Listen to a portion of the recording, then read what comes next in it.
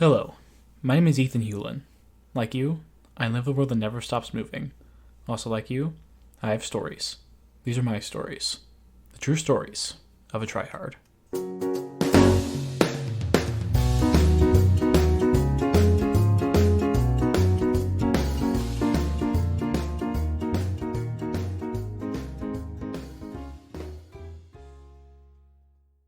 Welcome back to True Stories of a Tryhard. I am Ethan Hewlin, and this week it is just me.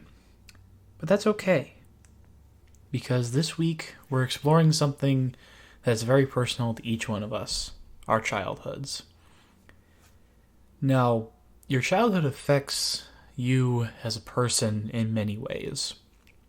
But today, we're going to be focusing on how it affects the way you express love. So, the first type of person, first type of lover I want to talk about, is a person that is referred to as the pleaser.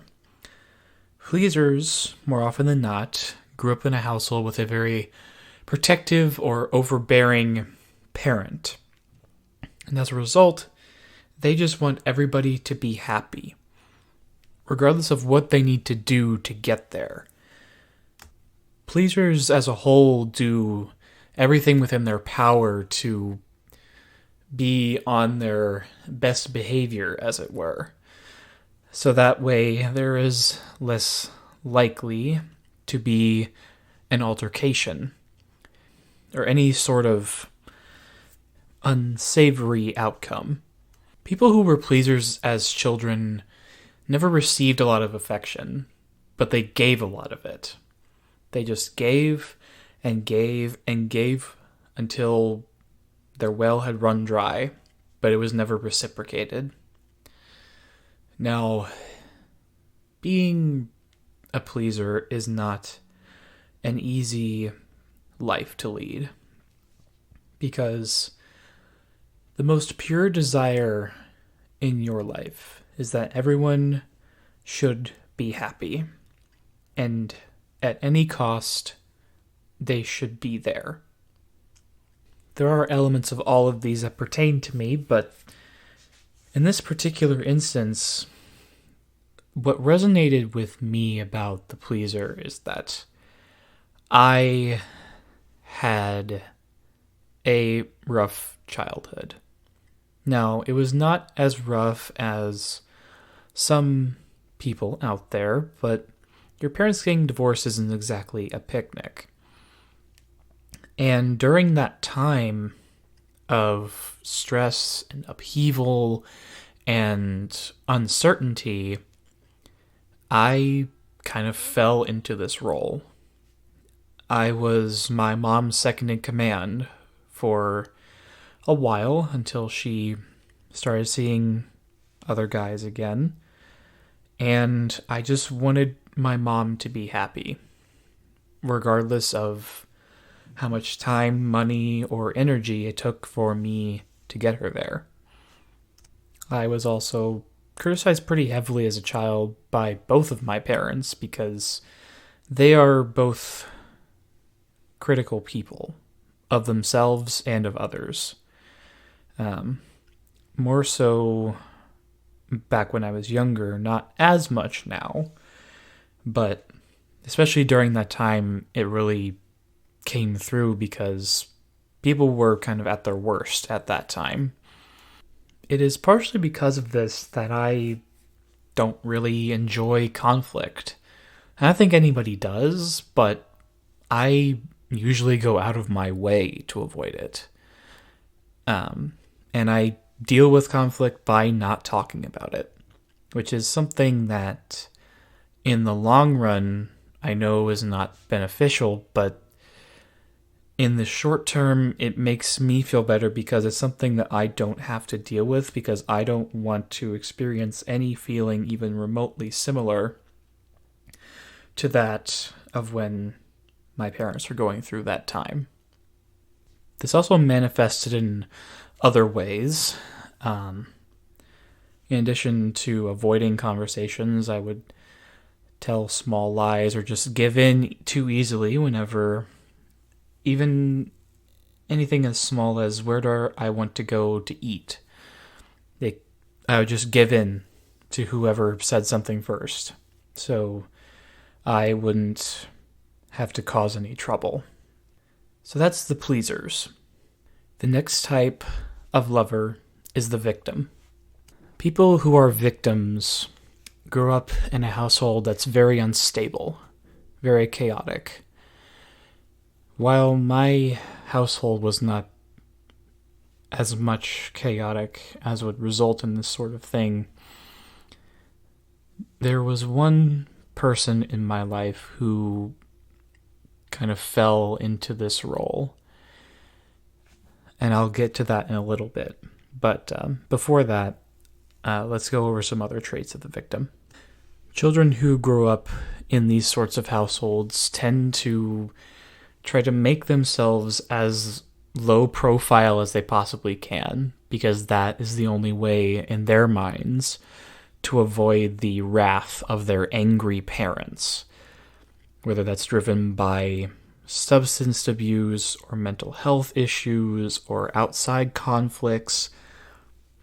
All of these can contribute to not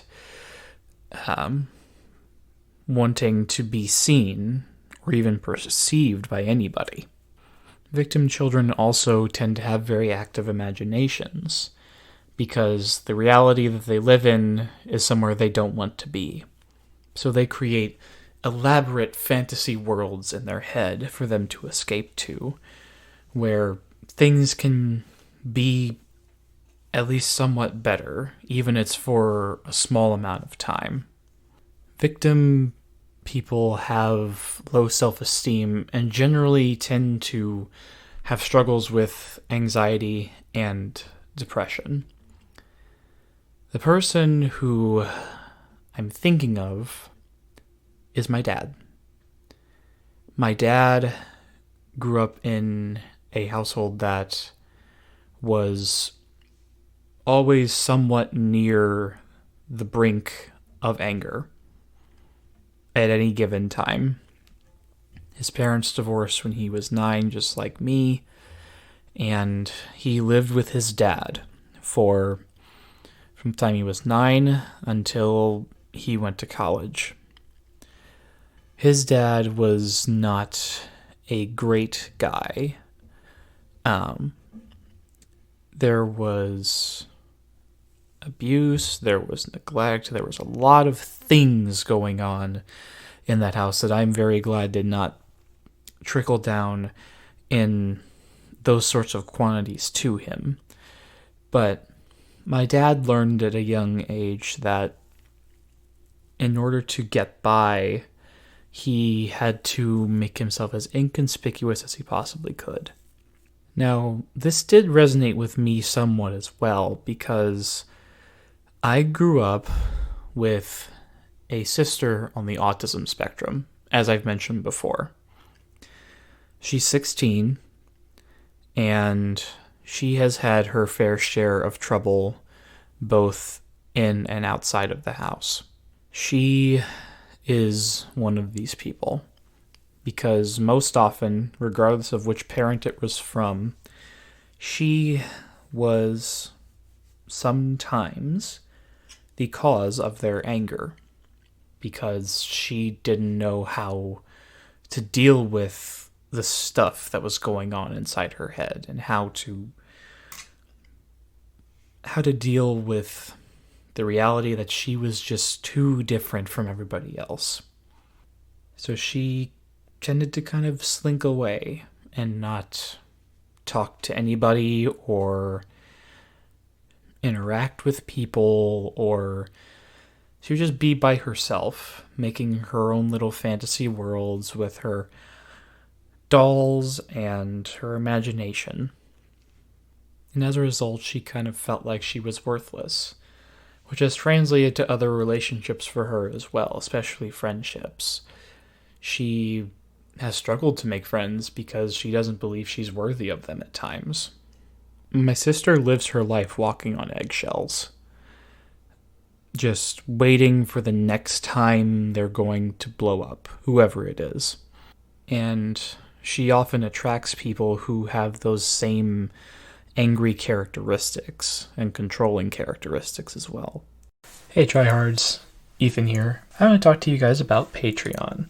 Patreon is a donation service, a monthly subscription service where you donate money to me to support the show, to support the growth of it, whether that means merchandise or more podcasts or other things of that nature. And I would really appreciate if you guys will be willing and able to give just a little bit of whatever extra money you may have. Because while the show will always be free for everyone to listen, the way to make it isn't. And I'm in college, and things are expensive. So I'd appreciate any little amount that you're able to give. So thank you for donating, and thank you even more for listening. The next type of lover that I'll talk about today is the controller. The controller is someone who grew up in a somewhat neglectful household. Their needs weren't addressed, so they learned to toughen up and take care of themselves, as it were. These people spend a lot of time cultivating their self-image, and they're afraid that if that tough exterior were to crack, that their vulnerabilities that they experienced during childhood will be recovered, that scab will be torn off, as it were, and as a result, their old wounds will be exposed and it will hurt just as much, if not more. People who are controllers don't see anger as a point of vulnerability. They see it as a way to gain an advantage over others. So they use it as a weapon, as retaliation. And that can lead to more conflict and easier irritability than someone who is not a controller. Controllers don't like stepping out of their comfort zones because outside of their comfort zone is unknown. They have a larger fear of the unknown than most people because in the unknown, they are more likely to encounter situations that they don't know how to deal with. People who are controllers prefer to work alone. They like solving their own problems and not having anybody step in to help them unless it is absolutely necessary. And if those routines are upset, they get angry. Now, I do relate to this somewhat. I don't try to be controlling. That is the opposite of what I want from my relationships. I don't want to control people. But based on what the description of this type of lover is, I definitely have my routine. I like them. I don't like stepping out of my comfort zone because I don't like the unknown. I'm an anxious person. I'm medicated for it. And if I do step outside of my comfort zone, that's unsafe. It's not somewhere that I know well enough to know how to get out of. I don't really like asking for help. And I like getting things done in a certain way. Though I have softened up a little bit as the years have gone on, and I've been able to experience others' perspectives, because other perspectives on certain things is a very important skill to be able to consider them. In order for controllers to experience good relationships, they need to know how to keep their anger at bay and learn how to be vulnerable with others. That is something that took me 5 years of therapy to do. I open up to people a lot more easily than I ever have because of that. Granted, it does still take a while for me to be able to open up at that level to them, but I still am able to do it a lot easier than I would have if I hadn't. Hey listeners, this is Ethan in the editing room here. This episode went a little bit longer than I would like, so I'm dividing it in half. You can listen to part 2 right after this. It's going to be up at around the same time, so just be aware of that, and please listen. Thank you. And thank you, listeners, this week for tuning into True Stories of a Tryhard. You can find me on Instagram at ethan.t.hulen. That is Hulen. You can find the podcast on Twitter and Instagram at True Stories Pod. The best way to get the word out about podcasts is via word of mouth and social media. So please, please, please share this with your friends. Share it on your social media. And if you post it in some way and tag me, you will get featured on the official podcast accounts. And please feel free to leave a rating and review on Apple Podcasts. I would very much appreciate it. I'll be back with more stories next week. So until then, this is Ethan Hulen, signing off.